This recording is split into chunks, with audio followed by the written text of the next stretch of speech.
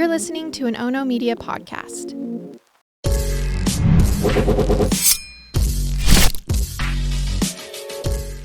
Good morning, and thanks for joining me for Rise in Crime, your morning caffeine hit all about crime. I'm Mama Jules, and the trial for a Connecticut man who was accused of stabbing and killing a fellow teen from his high school rival sports team, well, his trial ended this week, and it was a shocking ending, a mistrial that many weren't expecting. Let's get into it. Fairfield College Preparatory School in Fairfield, Connecticut, and St. Joseph's High School in Trumbull, Connecticut, are high school rivals. The two schools are just miles apart, and both schools have a steeped athletic tradition. The football rivalry is especially passionate, dating clear back to the 1970s. More recently, lacrosse, hockey, and basketball have also become heightened and contentious between the two schools. And both schools are admission-based, meaning you have to apply to attend. Parents pay about $27,000 for a student to attend Fairfield Prep. And if you want to attend St. Joseph's and you're a parishioner, you pay about $11,000 a year. And if you are not a parishioner, you pay a little more each year, somewhere around $12,500. Now, both schools do offer scholarships, and both are highly competitive for admission. Well, on the night of March 14th of 2022, teens from both schools, and then also from the local public high school, that's Shelton High, well, they were all out partying. At one party with Fairfield and Shelton students, 17-year-old James McGrath, who goes by Jim, well, he was just there as a pretty innocent and kind of drunk bystander. Jim was a talented football and lacrosse athlete who attended Fairfield Prep. He and some other lacrosse kids were at the home of a lacrosse player in Shelton. Now, these kids' parents, they were out of town, of course, so there is no adult supervision at this party. Court documents state that around 30 to 50 high school kids were at the party, many of them outside on the front lawn. Now, the party had grown to the massive size because some of the partygoers from a previous party had migrated to this party. Okay, so why? Well, at that earlier party, some high schoolers from Shelton High School showed up to a private school, St. Joseph's party. At that first party, a scuffle broke out after one teenager snatched a beer from the hand of a group that was crashing the party. And the scuffle was violent. It did include punches being thrown, but it didn't get too out of hand. It was broken apart, and the arriving group, well, they left. But the verbal fighting didn't stop. And in 2022, that verbal fighting continued digitally. These teens, who already had a group chat about pickup basketball, well, they decided to use that group chat as a place where they continued to insult and throw verbal punches about their rivalry. So, as the night continued, that party moved to the second house, where there's now somewhere between 40 to 50 kids gathered, and some of those kids are involved in the group chat dispute. Now, the partygoers are partying, like you would expect, and all is pretty much going okay until a dark-colored Honda SUV filled with 7 kids from the rival high school, that's St. Joseph's High School, well, that SUV rolls up to the party and stops out front. At least 3 of the kids in this SUV full of teens had been at the first party. They were part of the initial fight. Now, the SUV showing up was totally a carryover from the previous beef at the previous party, and teens from the front lawn of the second party allegedly surrounded the Honda SUV, and the car is rocked back and forth, and at least 1 beer bottle is thrown. Court documents say some damage was done to the exterior of the car.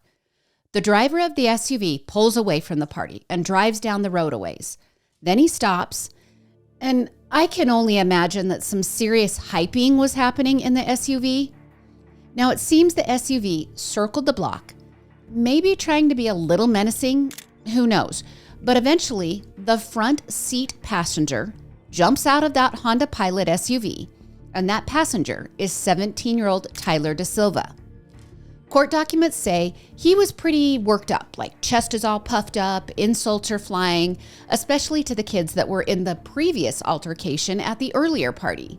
Now, other court documents say Tyler was just trying to calm everyone down at the party. He actually wasn't worked up. His point of jumping out of the SUV was to help take care of everything. Who knows what is true? But we do know Tyler has exited the safety of the car. And his good friend, 16-year-old Raul Valle, couldn't let his buddy enter the battle alone. So he eventually jumps out of the Honda's backseat because his friend needs backup.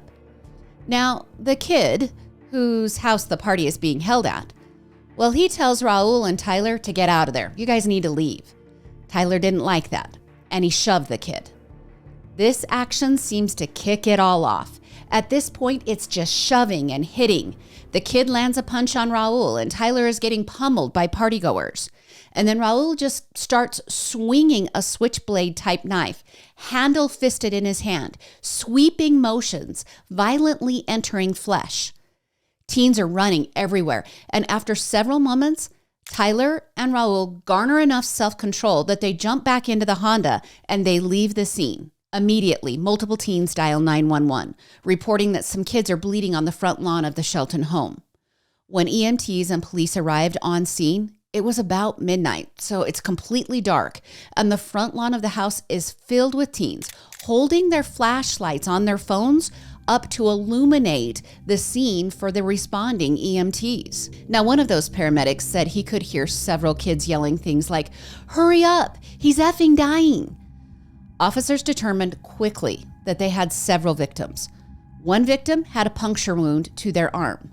Another was sitting on the grass with several stab wounds to his torso. A third had multiple stab wounds to his leg. And then the fourth, Jim McGrath, our lacrosse and football athlete, well, he had a small but serious puncture wound to his chest. The officer quickly determined Jim was in serious condition. His face was blue and ashen. He had a large pool of blood under his body. EMTs circled Jim and applied a chest seal to try and stop the bleeding. During the process, they lost a pulse on Jim, and they never regained it. Jim died from the 3-inch stab wound to the left side of his chest that wounded his heart. Now, as officers gathered statements and video evidence from the party, the other 3 wounded teens were all taken to the hospital. And I'll let you know, they all recovered from their injuries.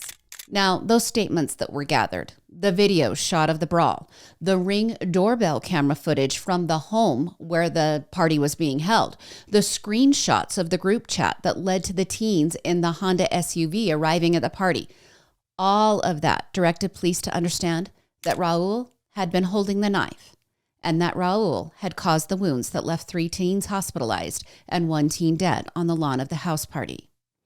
Police found out. They tracked down the occupants of the SUV. All of this over the next few days. Jack Snyder, the driver of the SUV, and of course Tyler Da Silva, the part instigator of the fight. Well, each of those kids' parents lawyered up. Police weren't able to interview the two until months later. But Raul, after a few days in Miami, he turned himself in, interviewing with police about the tragic and misguided fight. Raul was quickly charged with 1 count of murder, 2 counts of first-degree assault, 1 count of second-degree assault, and then lesser charges of reckless and intentional manslaughter were added. Now, despite being just 16 years old, Raul was set to be tried as an adult, and he remained on house arrest awaiting that trial. And like I said, the 12-day trial ended on Friday. Raul could have faced up to 60 years in prison if found guilty of the most serious charges. The mandatory sentence would have been 25 years. Prosecutors had offered him a plea deal, 40 years with the potential of getting out after 12 years served. Raul and his attorney rejected that deal. It seems they rejected that deal more than once. They intended to argue self-defense. They believed this was a teen argument fueled by alcohol that had gone terribly wrong, so wrong that Jim was dead. But Raul said there was not intent. His actions were just reactive. He was just trying to save him and his friend. When the trial started, multiple witnesses were called to retell what had happened on that deadly night in 2022. Women and men, who were teens at the time of the stabbings, well, they testified about the blood and the heightened emotions, the melee that had ensued. One teen testified that his forearm was gushing blood and that he didn't even realize it until a female friend told him he was bleeding. Another teen testified that he was involved in both fights. Remember the first fight over the stolen beer at the first party, and then the second fight where Jim died. He acknowledged that he had sent provoking messages in the group chat, including calling the 3 teens in the SUV pussies. He also acknowledged that the address of the second party had been shared in the emotion-filled group chat. That led the aggressive boys to be in the same physical location again. Now, during his testimony, he said he didn't know that violence could go this far. He had suffered multiple stab wounds to his chest and a stab wound to his thigh. He also had a broken nose and a major abrasion to his scalp. Now, I include all of that so that we understand this wasn't just the slashing of the knife and then it was done. There were lots of just, fight injuries, lots of bruises, lots of abrasions that happened during this whole entire just chaotic scene. Now, prosecutors also called to the witness stand one of the other passengers in the Honda SUV. Now, this witness was named Keenan, and he never exited the vehicle. He testified that Raul was, quote, on edge, and that at some point he was searching through the SUV's glove box and console for the knife that the driver, Jack, usually stored in there. Keenan said he heard Raul say, "Jack, where the F is your knife?" Keenan also said when Tyler and Raul dove back into the SUV following the fight, that Tyler looked battered and nearly unconscious, and that Raul looked shocked and less beaten. When Jack, remember, he's the driver of the SUV and the owner of the knife, well, when he took the stand, he was testifying under immunity. He and the prosecution had agreed that if he would testify about the night's events, the state would not charge him for being the driver that transported the defendant to the scene, more than once, by the way.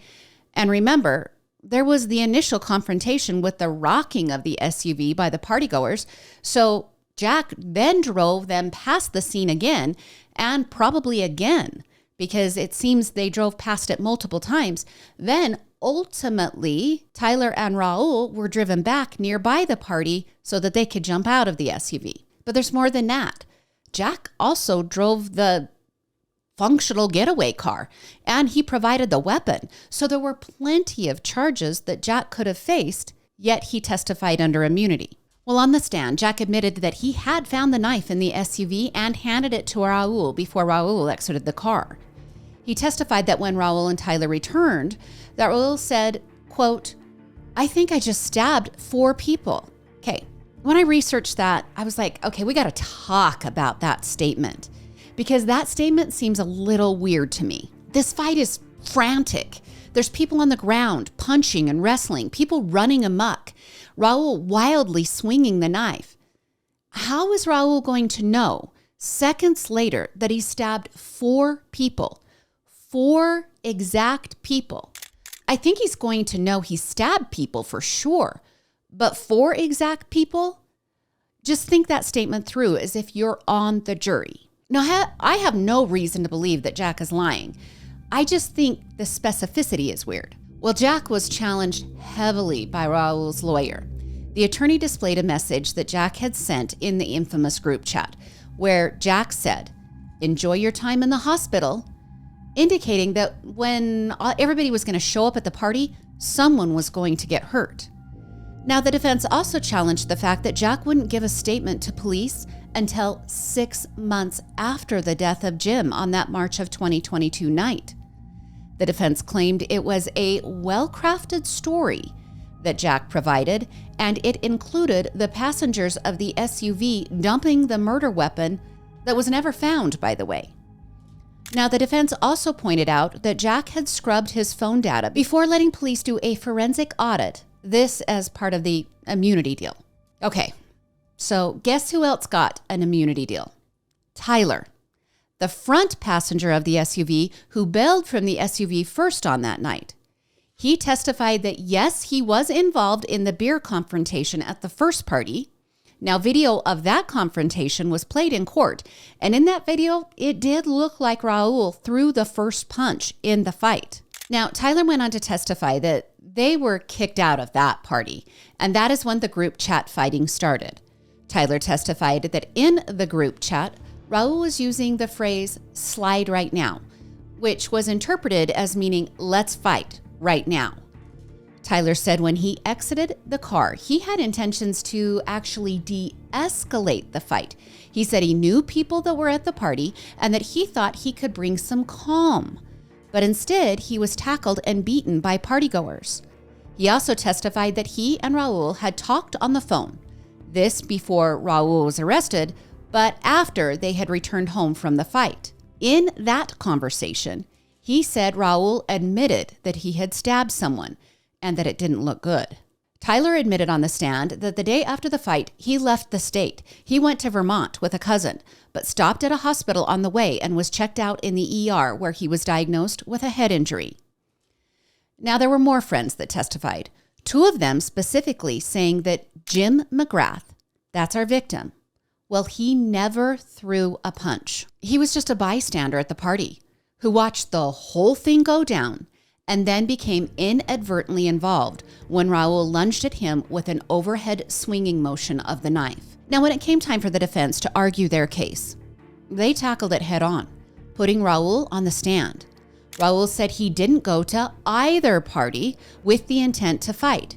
He said he became scared and emotionally confused when the teens surrounded the SUV, yelling and rocking the car. He said when he exited the car, he was surrounded by dozens of teens and that he became separated from Tyler.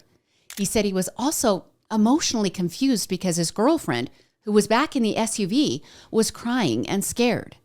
He said when he lost sight of his friend Tyler, and also after he had been punched and kicked multiple times, that he grabbed the knife and he just began swinging.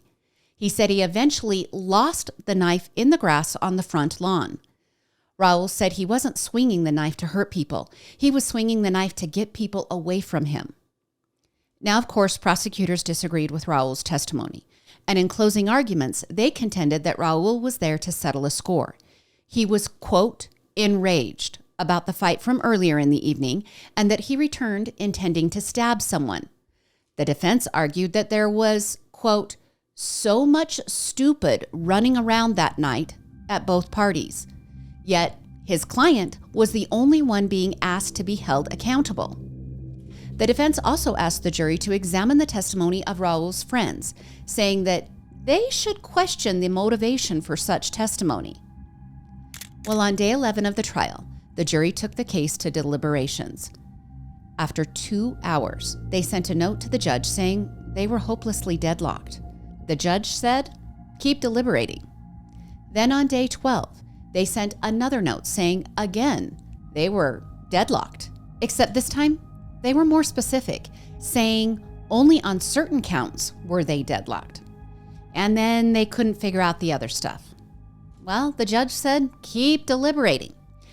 The jury later that day asked to rewatch portions of Raul's testimony. Then finally, on the last day, they said that they had a verdict on some of the charges and a deadlock on others. Here's how it all ended. On count 1 of murder, Raul was found not guilty. On count 2, that was the most aggressive assault charge, Raul was found not guilty. On count 3, the less aggressive assault charge, Raul was found not guilty. And then also on count 4, another lesser aggressive assault charge, Raul was found not guilty. Now, all of the charges had an option for reckless assault or reckless murder. That means a charge of kind of like little or no intent to harm. It was just something that happened and he should be held accountable for it. You know, maybe think more like he lost control of his cool and his 16-year-old mind couldn't understand how to control his actions. Well, on those lesser reckless charges, the jury was deadlocked. They couldn't reach a guilty or not guilty verdict. In the end, Raul walked out of the courtroom a free 20-year-old man. When approached by reporters, he began to give a statement, but his attorney encouraged him to just stay quiet, so he walked away. Jim's father didn't stay quiet, though. He said he was shocked and that he was, quote, astonished at the result of the trial. He then wondered how the jury was in the same courtroom as he was, meaning how could they have heard the same testimony he did and end up with that result? He said the following: "I'm just in shock that an innocent young man with brilliant potential is not with us anymore, and the person that took his life is right now free." Well, the McGrath family's search for justice is not over. The family has filed a civil suit asking for financial compensation for the death of Jim. The suit includes, obviously Raul, but also the homeowners of the house where the deadly event took place. And in this civil suit, the homeowners are really the ones who are at more risk. Raul is a 20-year-old man with basically no assets, no education, and a stunted future up until the not guilty verdicts. The homeowners have wealth to go after. The lesser counts of reckless murder and assault, well, those can be retried since the first trial resulted in a deadlock, and experts expect that retrial to happen. Jim McGrath was, by all accounts, a bright young man who was in the wrong place at the wrong time with too much alcohol in his system. It probably slowed his reflexes and challenged his decision-making.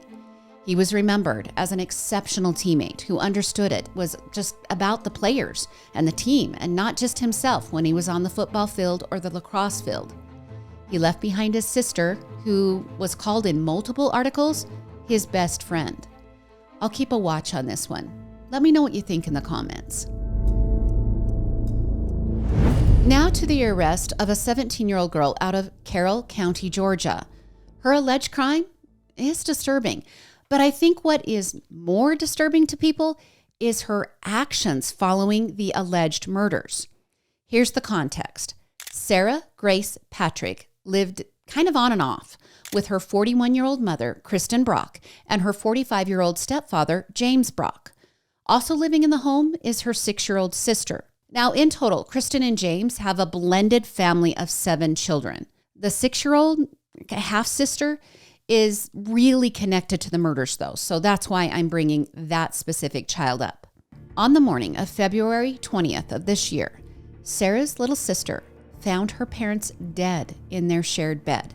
Both of them had been killed by gunshot wounds. The little sister called for Sarah, and when Sarah saw the bodies in the bed, she then called 911. When officers arrived, they found no forced entry to the home, but one door did seem to be slightly ajar. Nothing appeared damaged or taken from the home. Originally, back in February, no arrests were made, but the GBI has adamantly maintained they have been working the case diligently since day one of the murders. Last week, arrest warrants were issued for Sarah, and Sarah then turned herself into police. She is being charged with 2 counts of murder and 2 counts of assault. She is also being charged as an adult and is being held on bail at the time of the podcast production. Okay, now clearly you can see police have yet to release what they call mountains of evidence in this case. If they had released the mountains of evidence, I would share it with you. But Sarah herself has left a trail of digital evidence, and that is why I'm bringing you this crime story. Sarah gave a tearful eulogy at her mother and stepfather's funeral. Now, I want you to listen to about 2 minutes or so of that funeral speech. And for my mother, everything we went through does not define what kind of person or what kind of mother you were. You were a beautiful, kind soul with so much gratitude and so gosh dang strong. And you taught me so many life lessons, and some that you just recently taught me within the letter you sent to James in 2018. When I first read it, I swallowed and I cried, and I got chill bumps. But every single time I read it, it puts me to a lot of peace. So I thought I would share it.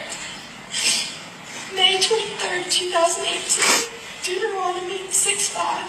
Love the Lord your God with all your heart, with all your soul, and with all your strength. The wrong one will find you in peace and leave you in pieces, but the right one will find you in pieces and lead you in peace. We can't always choose the music that life plays for us, but you can choose how we dance to it. She was always dancing to her own beat, LOL. And keep in mind, she wrote that herself.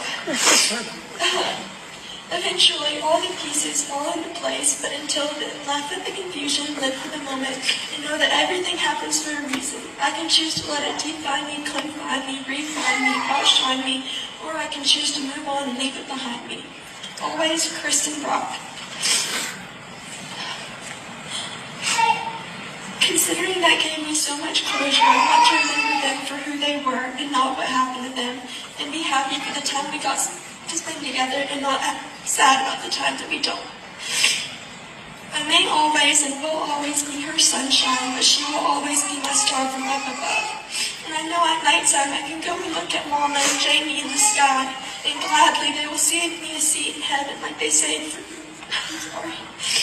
Gladly they will save a seat for me in heaven like they saved a seat for me in this very church. Although there's nothing we can do to bring them back, we still have control over how we treat people with us today. Therefore, when someone tries to tell you anything, no matter how important it could be, just listen, because you never know when it's somebody's time to go. You could say goodnight and wake up a few hours just to find out they aren't there to spread their joy and their love. So just listen and never take a hug or anyone or anything for granted, and love with all that you have in you like they did. And lastly, my take on not taking people for granted. I want to thank my family, also known as my Cata fam, my grandparents, my siblings, Jaylee, Donnie, Jaden, Jojo, Trent, Tristan, Ashley, and Jesse for helping me get through my worst nightmare. Now, investigators said they used that tearful speech as part of the evidence against Sarah. Now, my thoughts on that? Some of her claims in the speech might not match up with her interviews with investigators. And then there's this. A woman who wants to call herself Janice says she was contacted by Sarah. Because yes, this teen girl is very savvy online. She has a robust TikTok account, and according to Janice, she wanted to use Janice and Janice's platform, which is a true crime podcast, to share her message. Janice said Sarah reached out via direct message about a month ago. Janice said Sarah said she could provide, quote, intel about her mother and stepfather's death. But then Sarah said she had to be careful because cops had warned her she couldn't release info that would break the case. Now, Janice said she initially felt like this was a teenager going through a horrible moment and that she could potentially help her. As the two talked, Janice's husband told Janice, "This girl did it. She killed her parents." Janice said that got her thinking because her husband has great intuition. Now, Sarah is innocent until proven guilty. I'm just giving you an idea of what's going on out there. Sarah does have the support of her grandfather, Dennis Nolan. He has openly told news sources that Sarah has told him she did not commit the murders. He said he is standing by his granddaughter. Okay, something else. I want to address something here. I found a Reddit thread that explains that Sarah's mother, Kristen, had a criminal history of abuse. And many people have bought into that. From what I can snuff out, that is not true. There was a case where abuse happened, but it was a similar name to Kristen Brock, and it wasn't Sarah's mother. So for now, I am operating on the fact that abuse wasn't happening, at least reported abuse. We never know what goes on behind closed doors. But Kristen isn't a purity poster either. Her Facebook shows conversations where her and Brock are fighting back and forth. She regularly uses the F word, whatever you think about that, out there on the internet. She makes jokes about meth parties and talks about the difficulties of raising a blended family with Brock. You guys, these conversations back and forth are not pretty. I think this case, once the details are released, could become pretty drama-filled. It does seem Sarah had a boyfriend, and that wasn't being received well either. She also moved from home to home. Her TikTok account was basically just a grief account. And then there's that funeral speech I played a part of for you. We also have the family drama that was playing out online for the public to see. There's a lot of mess going on here. I'll keep you guys in the loop on this one. But let me finish with this. 2 people are dead. They are victims by the very definition. But that little girl, She is so overlooked. We can't even get a clear idea of whether she is 5 years old or 6 years old. It's reported as both ages all over the place. And then she went and found her parents dead in their bed. I wish we could all collectively just give her a hug. And now to comments from Tuesday's episode. As expected, you guys are so divided on Bryan Kohberger and his plea deal. Linda felt that the deal made it less painful and that less pain would be experienced for the months to come. And JG thinks the life without parole is actually worse because of the treatment that Kohberger will receive in prison in general population. And of course, some people still believe Kohberger is covering for someone else, that he's not guilty, he's just taking the fall. He didn't really do it.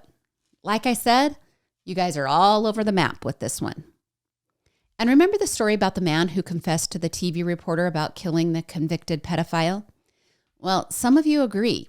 You don't think a jury will convict him. But my question is, how can you refute the mounds of evidence if you're on the jury? Maybe the end result will just be a far softer punishment than what he would have received for a typical murder confession. All right, that's your Monday episode of Rise in Crime. Thanks for being here. I say it all the time, but you guys really are the greatest. I really enjoy doing this podcast with you. I love the interaction. A favor, please send this podcast to a friend. It's a great way to make it grow. So however you're listening, just copy and share. That would be awesome. I also love when you send in case suggestions, so make sure you keep doing that. And here at Oh No Media, we appreciate 5-star reviews and all of the comments. So drop that in the comments, anything that you want to talk about from today's cases, or if you haven't left a 5-star review, please do so. The 3 podcasts with Oh No Media are Into the Dark, Murder with My Husband, and of course, Rise in Crime. Join me again on Thursday for more morning crime news. I'm Mama Jules, and keep safe out there.